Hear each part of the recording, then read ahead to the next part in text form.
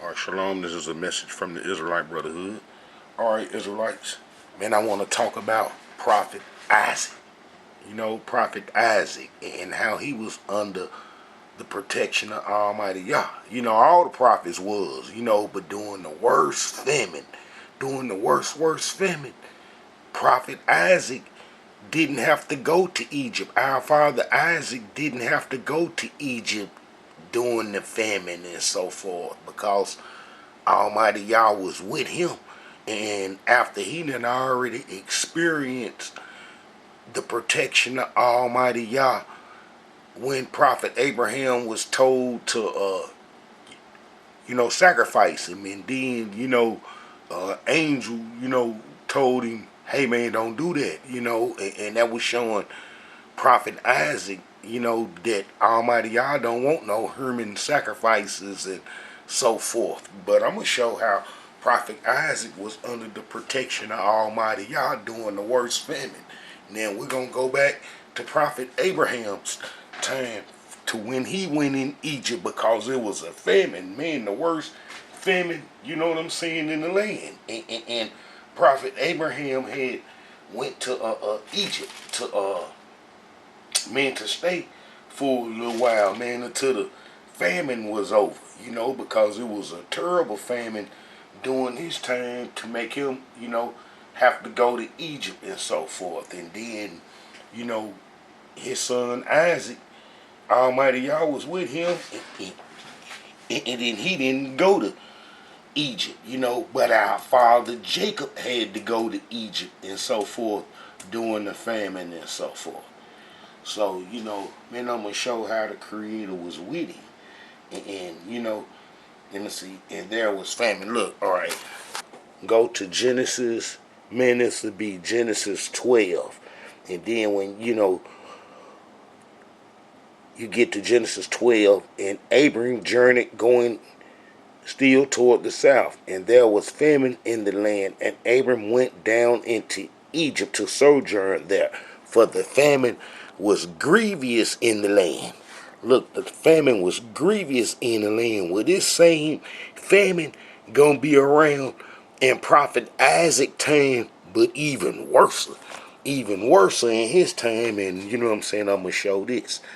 All right, our father Prophet Abraham would go to Egypt, and then he would have to pretend like our mother Sarah wasn't, his wife, but a relative. And that happened to Prophet Abraham, man, a couple of times. And it even happened to Prophet Isaac by the same peoples, Amalek and them, back in the days, man, if it was a pretty woman, and she had a husband, and y'all was sojourning somewhere else, man, that they'll kill the man and take the woman.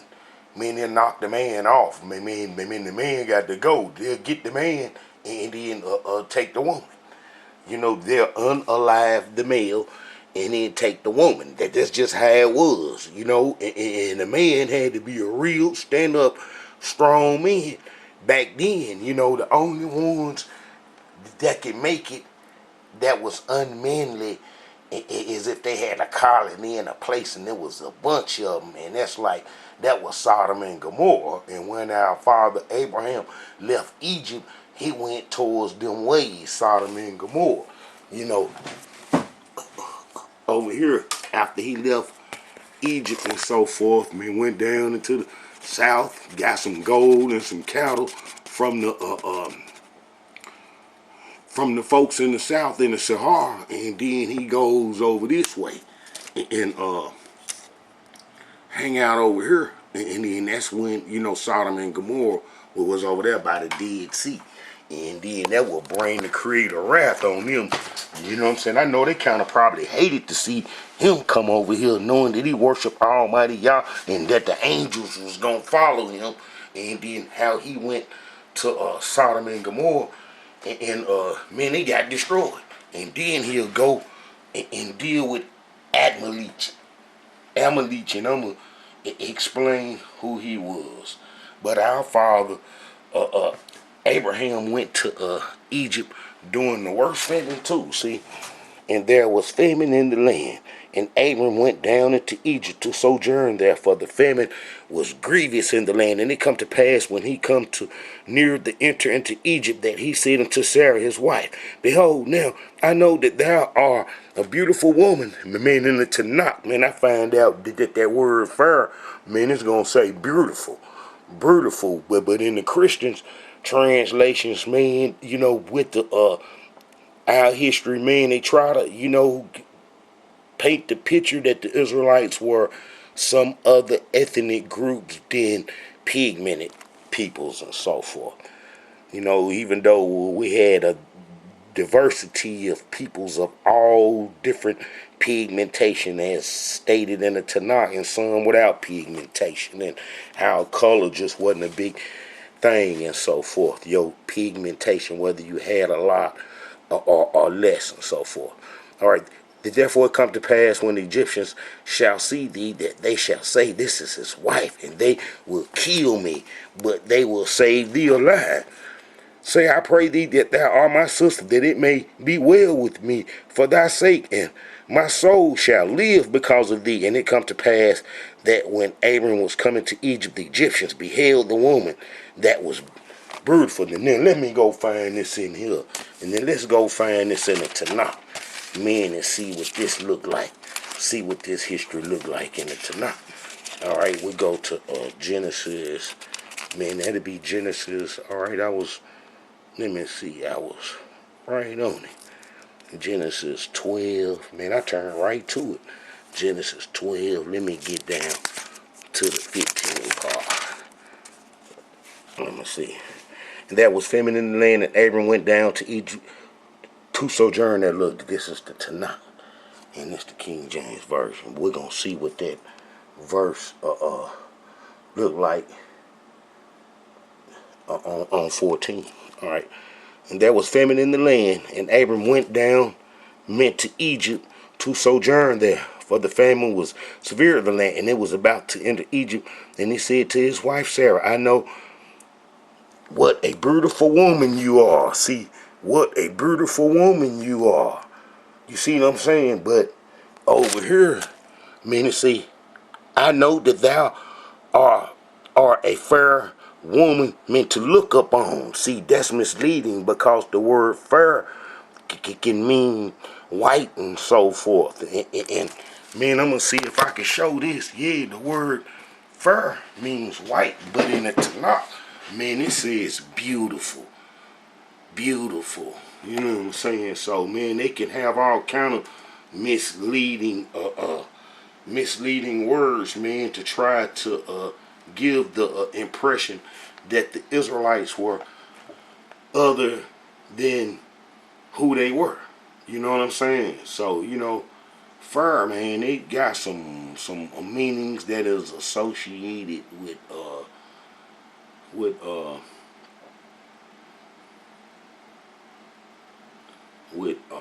whiteness and so forth. Yeah. All right, but anyway, man, I think I got a video, man, I had made about this, going, explaining this into detail. Let me stay on track with this. But if you look up the word fair, man, it'll give you the, you know what I'm saying, that it can give you the impression that fair means white, clear and so forth, non-blemished and all that. But you see how they, in the Tanakh, it said, what a beautiful woman, you know what I'm saying? I know what a beautiful woman you are, that's what the Egyptians was going to say to our father Abraham, and try to get our mama Sarah. But over in the King James Version, it'll say fair. So, we need to be mindful of that word. Whenever you run across that word fair, you know what I'm saying? Know that in the Tanakh, that it's going to read different and so forth. All right, so I done already established that, you know what I'm saying? I know what a beautiful woman you are. If the Egyptians see you and think she is his wife, they will kill me and let you go.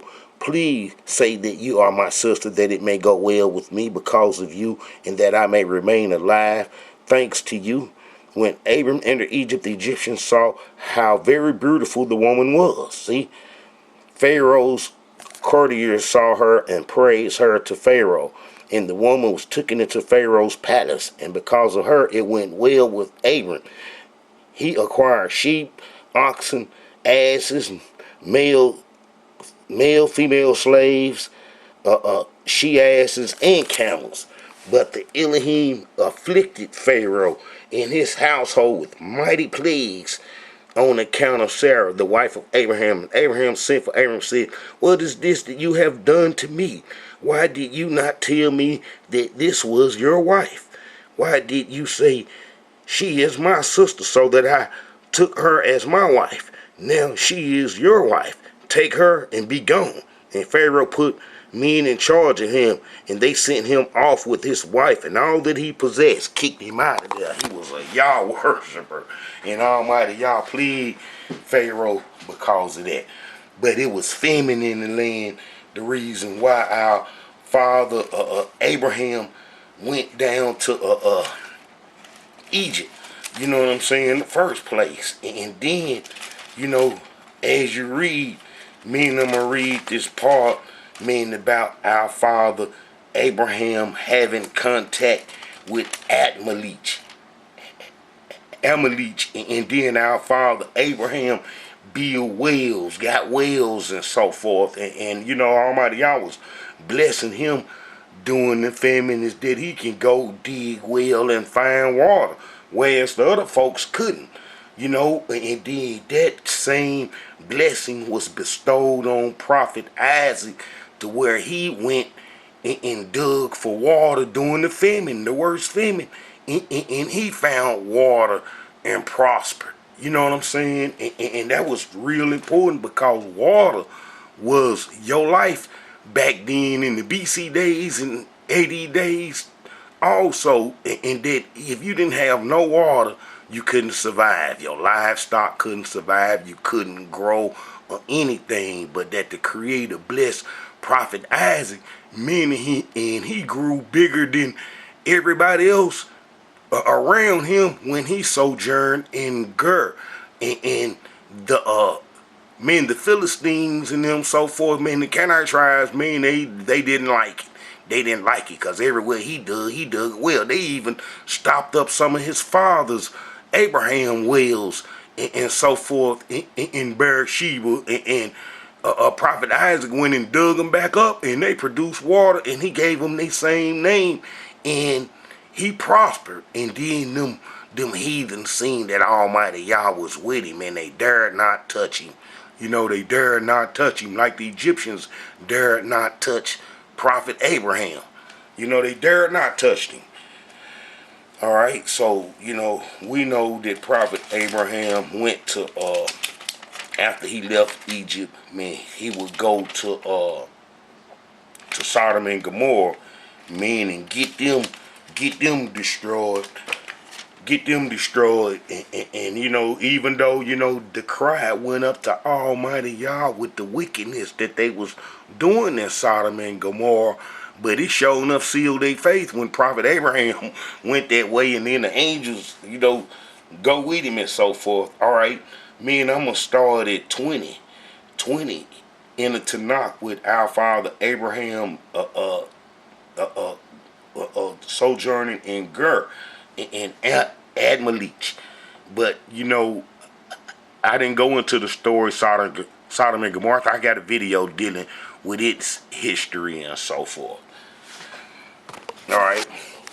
So we know that Prophet Abraham left Sodom and Gomorrah. They got robbed because that was an unmellished camp. That was an unmellished place.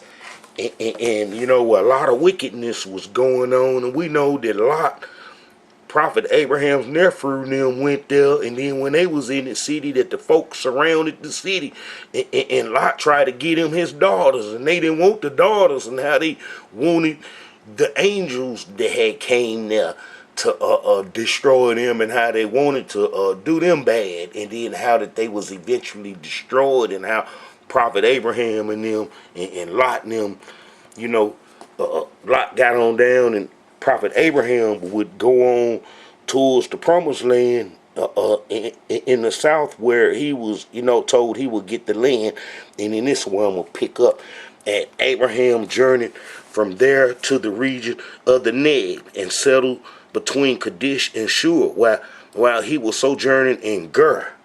Gur. Abraham said of his wife, "She is my sister." So King Abimelech of Gur had Sarah brought to him. But Yah come to Abimelech in a dream by night and said to him, "You are to die because of the woman that you have taken, for she is a married woman." Man, Almighty Yah come to him in a dream and told him he was going to die. You know what I'm saying? Now, that's why come they be after our women all the time. Our women is beautiful and everything. And they just want a Hebrew woman. They want a Hebrew woman. Our mother wasn't Israelites, but this is the foundation of the beautifulness that's in the Israelite community, is that it come from our mama Sarah, meaning our mama Rebecca, and so forth. All right, look. So King Abimelech of Gur had Sarah brought to him, but Yah come to Abimelech in a dream. Yah come to him in a dream. In a dream by night and said to him, "You are to die because of the woman that you have taken, for she is a married woman." Now that's a dreadful thing. That's a dreadful thing. And Amalek had not approached her. He said, "Oh Lord, oh Elohim," and them Canaanites was believing in Almighty Yah, because one of the Canaanites, Melchizedek, was a high priest. He was going to probably be like the last high priest, good high priest for the Canaanites. And Melchizedek met Prophet Abraham and then broke him off something, you know what I'm saying, and gave him the blessings and the salute and so forth, and knew that he was a messenger, a prophet of the Most High. All right. So Amalek was kind of shook up by this. Almighty Yah done come to him in a dream and told him if he touch our mama Sarah that he was going to get it, that he was going to be unalive. All right. Amalek had not approached her. He said, "Oh Elohim, will you slay people even though innocent?" He himself said to me, "She is my sister." And she also said, "He is my brother." When I did this, my heart was blameless and my hands were clean. I mean, he was terrified, scared. See, they ain't scared to commit adultery and wickedness now today, because the Canaanite peoples that we didn't destroy, they evil, wicked culture rules the Western culture. I got videos explaining this, how the Amorites, come to America and so forth. All right. He himself said to me, "She is my sister," and she also said, he is my brother. And when did this, my heart was blameless and my hands were clean. And Yah said to him in the dream, "I know that you did this with blameless heart, and so I kept you from sinning against me. That was why I did not let you touch her. Therefore restore the man's wife, since he is a prophet. He will intercede for you to save your life." To save your life. The prophet can intercede and save his life. Man, that's something. "That was why I did not let you touch her. Therefore restore the man's wife, since he is a prophet. He will intercede for you to save your life. If you fail to restore her, know that you shall die, you and all that are yours." Man, that's how Almighty Yah get in. He gonna get everybody close to you. He ain't gonna just get you, he gonna get everybody. Look, early next morning, Amalek called his servant and told them all that had happened, and the men were greatly frightened. Then Amalek summoned Abraham and said to him, "What have you done to us? What wrong have I done that you should bring so great a guilt upon me and my kingdom? You have done to me things that ought not to be done. What then," Amalek demanded of Abraham, "was your purpose in doing this thing?" "I thought," said Abraham, "surely there is no fear of Yah in this place, and they will kill me because of my wife. And besides, she is in truth my sister, my father's daughter, though not my mother's, and she became my wife. So when Yah made me wander from my father's house, I said to her, let this be the kindness that you shall do me. Whenever place we come to, say there of me, he is my brother. And Amalek took sheep, oxen, male and female slaves, and gave them to Abraham the same way that the Egyptians did. Broke him off something. Look, and Amalek said, here, my land is before you. Settle wherever you please. And so Sarah, and to Sarah he said, I herewith give your brother 1,000 pieces of silver. This will serve you as dedication before all who are with you. And you are cleared before everyone. Abraham then prayed to Yah, and Yah healed Amalek and his wife and his slave girl, so that they bore children. For the Elohim had closed fast every womb of the household of Amalek because of Sarah, the wife of Abraham. Now y'all see Amalek no, not to touch that Hebrew woman because she was the wife of a prophet and Almighty Yah was with them. Now let's go to 26. We know that Prophet Abraham would have Isaac, and that Isaac would have first-hand experience with the greatness of Almighty Yah, and his purpose is when Prophet Abraham was told to sacrifice him, and then an angel intercede and say, hey, don't touch nothing on him. And then Prophet Isaac witnessing that that the Almighty Yah don't want no human sacrifice, and he ain't want no human sacrifice, and that, Prophet Isaac was the backbone to no human sacrifice. No human sacrifice is when Isaac was saved by the angels, and that was his witness. He first-hand experience, man. The Creator don't want no sacrifice because he was saved. You know what I'm saying? All right. Then they were going to the land, our father, and then he would send his servants, men, to his land, men, to get a son, a daughter, a woman for Isaac, somebody close to us that was a Hebrew, because Edom, who Isaac would have later, the twins,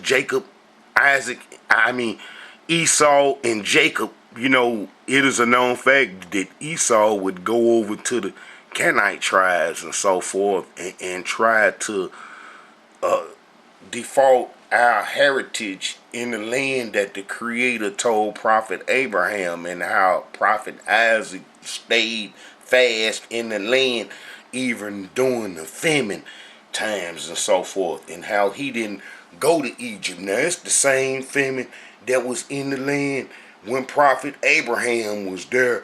It was worse, meaning Prophet Isaac time, but Prophet Abraham, let me say this about Isaac. Prophet Abraham had sent one of his servants to his land, Noah, to speak to his brother, and Bethuel, his son, had a daughter, Rebecca, and then they would bring her back, and she come on back and to the land from the Syrian parts where our ancestors had settled over in these parts. The Hebrews was all, the Hebrews was all up in these parts and so forth right here. This is Hebrew land.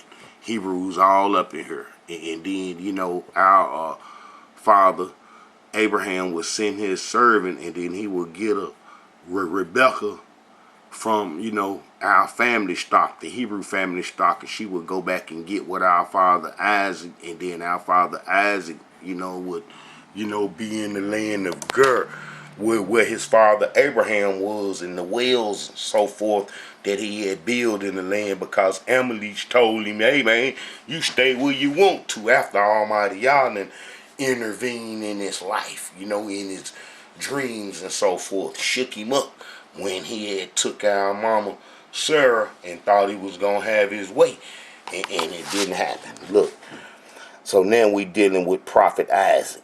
All right. There was a famine in the land besides from the grievous. No, there was famine in the land aside from the previous famine that had occurred in the days of Abraham. And Isaac went to Amalek, king of the Philistines, in Ger. The the Elohim had appeared to him and said, do not go down to Egypt. Look, do not go down to Egypt. Stay in the land which I point out to you.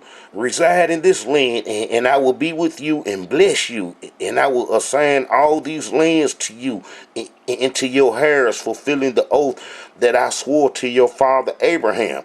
I will make your hairs as numerous as the stars of the heaven, and assign to your hairs all these lands, so that all the nations of the earth shall bless themselves by your hairs, inasmuch as Abraham obeyed me and kept my charge, my commandments, my laws, and my teachings. So Isaac stayed in Ger. When the men of the place asked him about his wife, here we go again. Want now woman. Want now women. They always want our women. Look, when the men of the place asked him about his wife, he said, she is my sister. For he was afraid to say my wife. And now his father Abraham did that. He must have seen him do it and get away with it. Look, the men of the place might kill me on account of Rebecca, for she is beautiful. But if you go over to the other parts, the Christian translations, men of our history, you're going to see that they going to try to probably say that she was fair. She was fur. Let's see what that said. All right. All right, that'll be. She was my sister. All right. And where in the world is that verse? All right, that'll be 6. Let's see. 6. 26, 6. All right. Let me see. And the Philistines saw the answer sporting Rebecca. All right.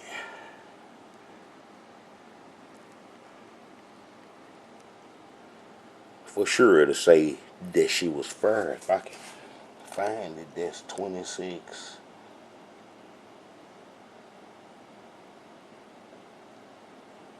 26:6. 26:6. And the men of the place asked, and she said, she is my sister, for she is wifely. The men of the place should kill me. Yep, and for Rebecca, because she was fair. See how they got that fair word right there to look upon. They try to make you think that she wasn't, you know, a pigmented person, because the word fair can break down into the to non-pigmented and so forth. You know, that's what the word fair can mean. And I'm gonna try to pull it up. All right, fair.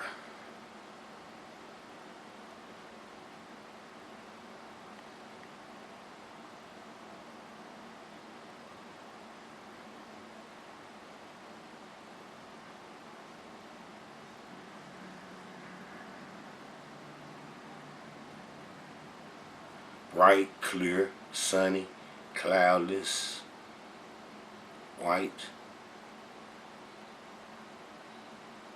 Yeah. All right. So, our mother Rebecca was brutal. Look, the men of the place might kill me on account of Rebecca, for she is beautiful. When some time had passed, Amalek, king of the Philistines, then it's the same one, and then he got a bad habit of grabbing women and so forth. Look. All right, when the Philistines looking at, let me see. For she is beautiful. When some time had passed, Amalek, king of the Philistines, looking out the window, saw Isaac funneling his wife. I mean, he checking him out. Amalek sent for Isaac and said, so she is your wife. Why then did you say she is my sister? Isaac said to him, because I thought I might lose my life on account of her. Amalek said, what have you done to us? One of the people might have lain with your wife, and you would have brought guilt upon us. Amalek then charged all the people, saying, anyone who molests this man or his wife shall be put to death, because he didn't know what Almighty Yah was going to do. Look, Isaac sowed in the land and reaped 100-fold the same year. The Elohim blessed him, and the man grew richer and richer until he was very wealthy. He acquired flocks, herds, and a very large households, that the Philistines envied him. And the Philistines stopped up all the wells which his father servants had dug in the days of his father Abraham, filling them with earth. And Amalek said to Isaac, go away from us, for you have become far too big for us. So Isaac departed from there and camped in the Wadi of Ger, where he settled. Isaac dug anew the wells which had been dug in the days of his father, in which the Philistines had stopped up after Abraham's death, and he gave them the same name that his father had given them. But when Isaac's servants digging the well found there a well of spring water, the herdsmen of Ger quarreled with Isaac's herdsmen, saying, the water is ours, because it was a grievous famine in the land. So they're going to try to pull a move.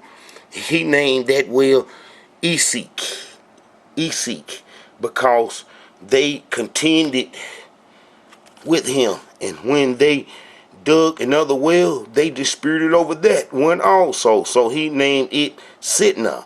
He moved from there and dug yet another well, and they did not quarrel over it, so he called it Reboth, saying,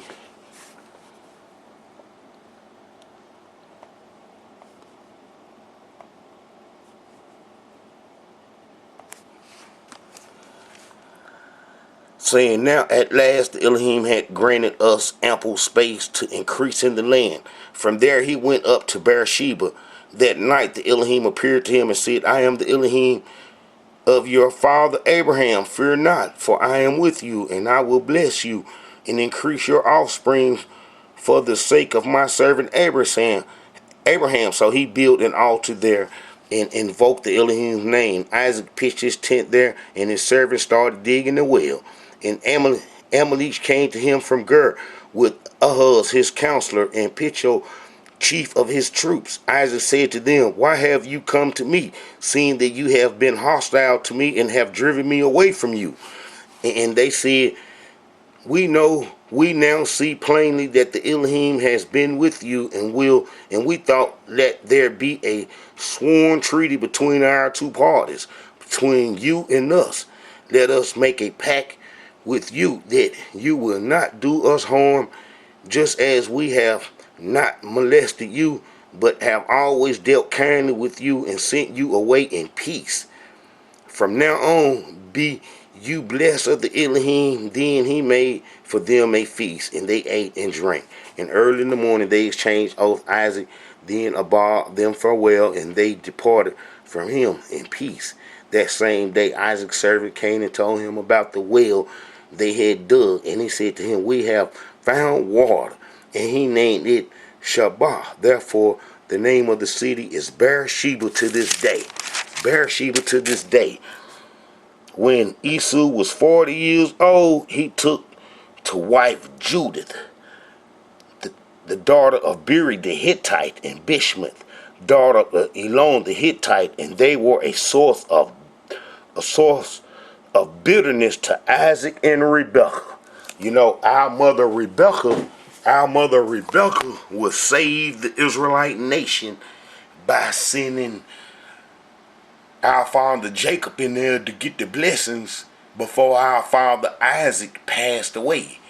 And y'all see that how Esau went into the Canaanite tribes, and that would defeat Almighty Yah's promise that Abraham's descendants would inherit the land. And then he didn't say share it with the Canaanites and they become part of the Israelite nation, but that we would get the land, and that they would be destroyed, as happened in Exodus. With our purpose for coming out of Exodus going into the promised land was to get them. And we know that our father Jacob had to go to Egypt because of famine and so forth, and that when we come back out, mean that oath that prophet Isaac had made with them folks was gone and done away with, and how that we had a new agenda to acquire the land. And we didn't stay in the land long. We only stayed in the promised land about 800 something years from Exodus till we was eventually driven out for worshiping false gods. But you see how the Creator was with Prophet Isaac and kept him with some water during the famine and so forth. All right, Israelites, this is a message from the Israelite Brotherhood, and I just pray that this information was useful to you in some kind of way.